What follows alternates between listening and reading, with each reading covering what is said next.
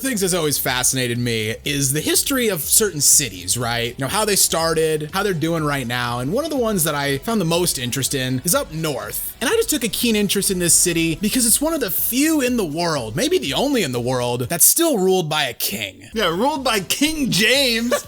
This man tortured an entire city for like 3 straight years, and it was just beautiful to watch. Tortured him so bad they had to rename it in his honor.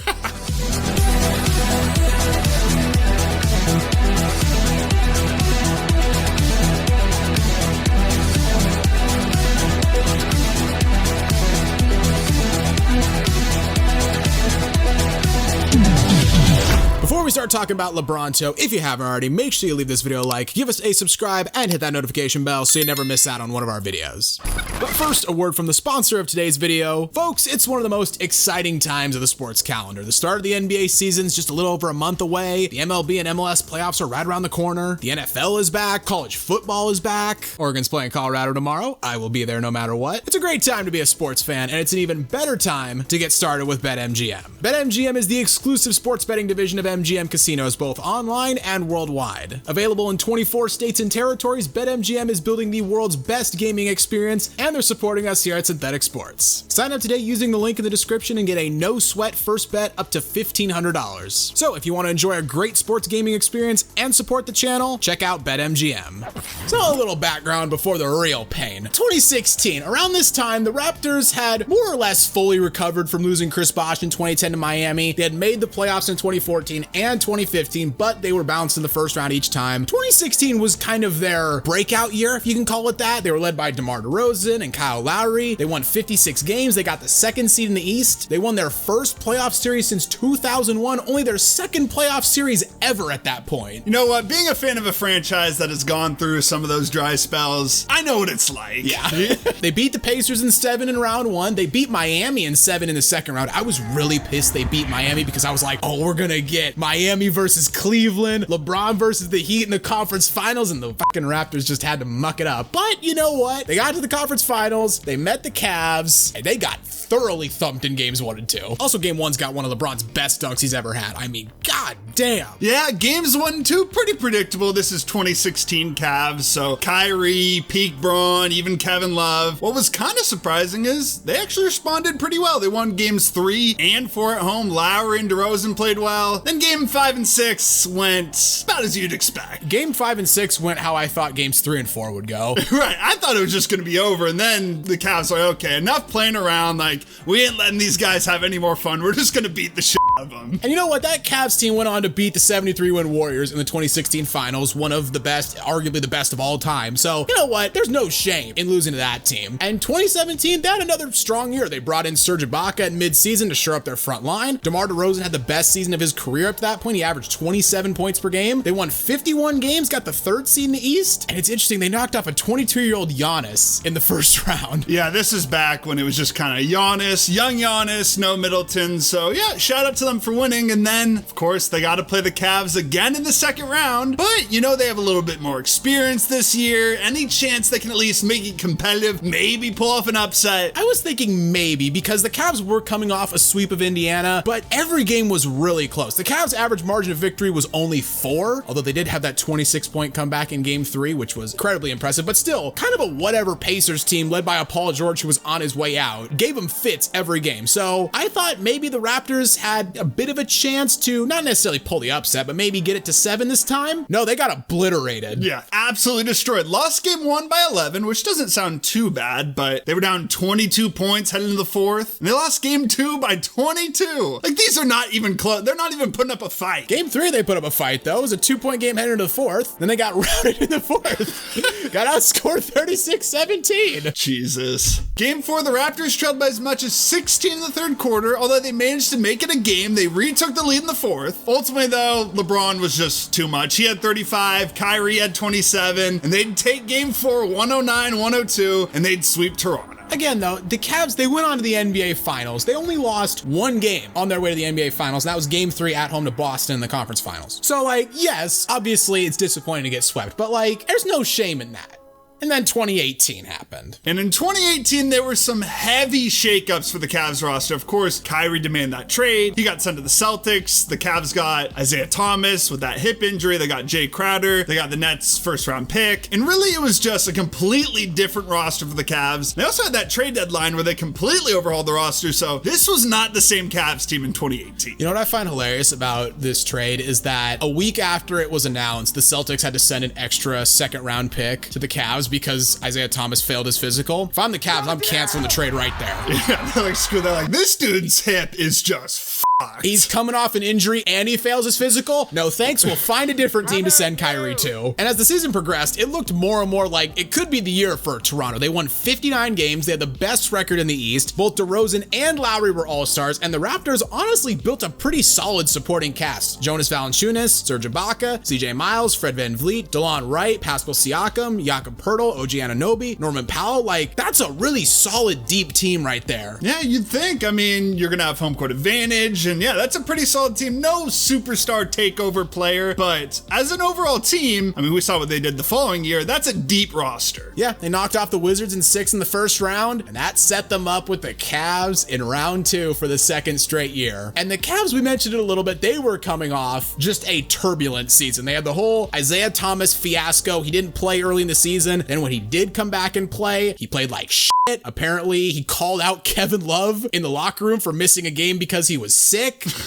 Because that's a great idea. Yeah. They show up to a new job, work for 2 weeks, and then call out one of the most respected members of your new organization. That'll build team chemistry, calling out a title winner for sure. Right. The new additions like Dwayne Wade, Derrick Rose, Jay Crowder just didn't work at all. The Cavs literally completely overhauled their entire team at midseason. They only won 50 games, and that only got them the 4th seed. And they were taken to 7 in the first round by a Pacers team led by Victor Oladipo and Bojan Bogdanovic. Yeah, they struggled that series and went 7. LeBron obviously had that game winner in game 5. So this Cavs team was not looking like a finals team. They were looking shaky. And honestly, a lot of people thought this was the year Toronto was finally going to beat them. Oh, the sentiment was firmly that Toronto was the better team. I mean, I'm sure people were out there picking the Cavs, but most people were like, Toronto is better, and they are winning this series. Game 1, fair play to the Raptors. They got off to a great start. They raced out to a 14-point first quarter lead. They had a 10-point lead with 10 minutes to go in the game. Cavs came back, though, tied the game at 105 with 30 seconds left. LeBron hit a tough fadeaway jumper over OG Anunoby to tie the game. Just a little precursor of things to come. But the ending of regulation in this game was fucking bonkers. Under 10 seconds to play, Fred VanVleet gets a wide open 3. He misses, and the Raptors proceed to get 3 shots point blank at the rim and missed all of them. Weren't they just trying to like tip the ball and like just trying to get it in? They just could not find the basket. Well, Derozan got like a little tip shot that circled the rim and out. Then they got another tip that hit the rim, and then Valanciunas got a tip that hit the back rim and bounced off. And on the next play, honestly, LeBron got a pretty good look, but he left it just a little bit short. The game would go to overtime. The Cavs built up a 6-point lead with 2 minutes to go. Raptors then got it down to 1, and VanVleet got another 3 for the win. Fred VanVleet could be the hero, basically at the exact same spot, but he would miss it again. And LeBron in game 1 would tally 26 points, 11 rebounds, and 13 assists. And for him against Toronto, that's kind of just average, That's to be just honest. pedestrian. Like, that sounds insane, but I'm not even that fazed by it. Game 2, if you're the Raptors, you got to be thinking like, all right, we dropped game 1, but we're in front of our home fans. Let's just get this game.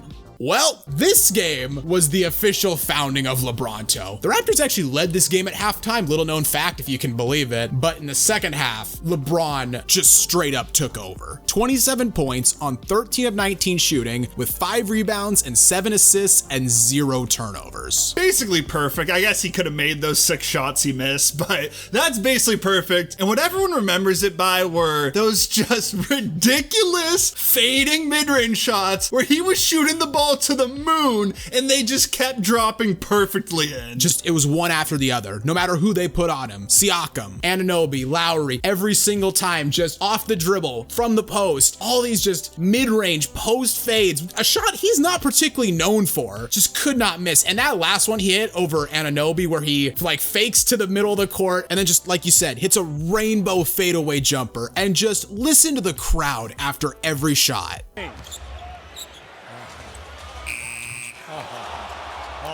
We're speechless, Hubie Brown. No. I mean, we know how it is. We're Blazer fans. We saw the Warriors dominate us. Steph hit shot after shot. So it's exactly the same for the Raptors. Just that team, that insane player that just, you can't do anything about it. Yeah, the Cavs would win this game 128-110. LeBron finished with 43, 14, and 8. He did get a little bit of help from Kevin Love, but this game was all about LeBron. And I'm pretty sure they coined the LeBronto name during the broadcast. Like, the announcer was like, "We'll be back to LeBronto for the fourth quarter after this." It was actually Mark Jones who made the call, who's a Toronto native, which just makes it even better. Credit to him. I don't know if he had that in his back pocket. If he came up with that on the spot, that is genius level. He's a legend for that either way. Game 3, the Raptors obviously coming off just 2 demoralizing losses, and you'd expect them to kind of just lay down. They're going to Cleveland. They lost their home court. They were down 14th going in the fourth quarter. LeBron was just dominating. He had 22 points, 6 rebounds, 6 assists. But you gotta give the Raptors a lot of credit because they battled back. Lowry and Anunoby combined for 26 in the fourth, and they were able to tie the game 103. OG Anunoby hit a 3-pointer with 8 seconds to go, so they might be able to steal a game in Cleveland to give them a chance in this series. Well, they tried to steal a game, and then LeBron stole their hearts and put a knife into it because LeBron took the ball, legged to the court, and banked in a goofy-ass one-footed runner. One of the most bizarre buzzer beaters you'll ever see, but like, again, look at the Raptors bench when he hits the shot. Like, they're like, are you fucking kidding me? Benches are normally pretty good at not reacting when something devastating like that happened, but even they were like, okay, this is ridiculous at this point. Well, you get destroyed in games 1 and 2. In game 3, you put up this fight, you make this comeback, you have a chance, and then LeBron hits that shot on you. And that happens. Like, the angle, the way he shot it, there's no way he planned to shoot like that. He was dribbling, and then he's like, oh shit, I'm right here, and just shot it with one hand. Like, I can't imagine being on their team when that happened. There's the famous call. Throws up the floater. Good night, Cleveland. That is for you.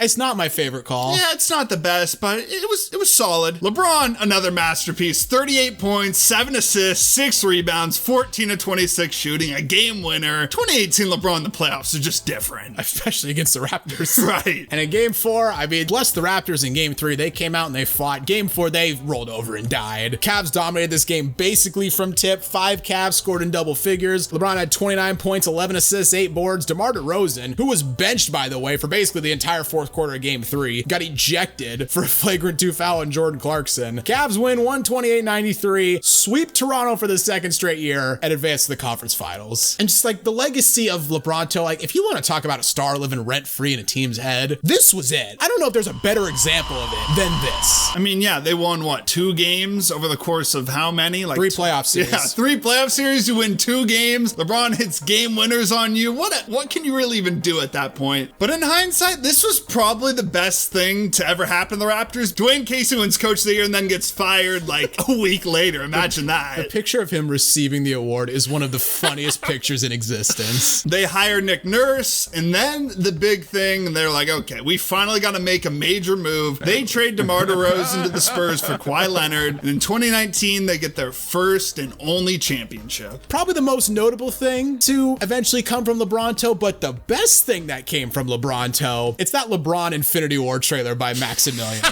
One of my favorite pieces of media in existence. It's amazing. I mean, it's Thanos. Of course, he just dominates. It had to be made. That's the video, guys. What's your favorite memory from LeBronto? I'd love to hear what you have to say in the comments down below. If you enjoyed the video, consider leaving it a like, as it really does help us out. And while you're here, why not check out some of our other videos as well? And don't forget to subscribe to Synthetic Sports.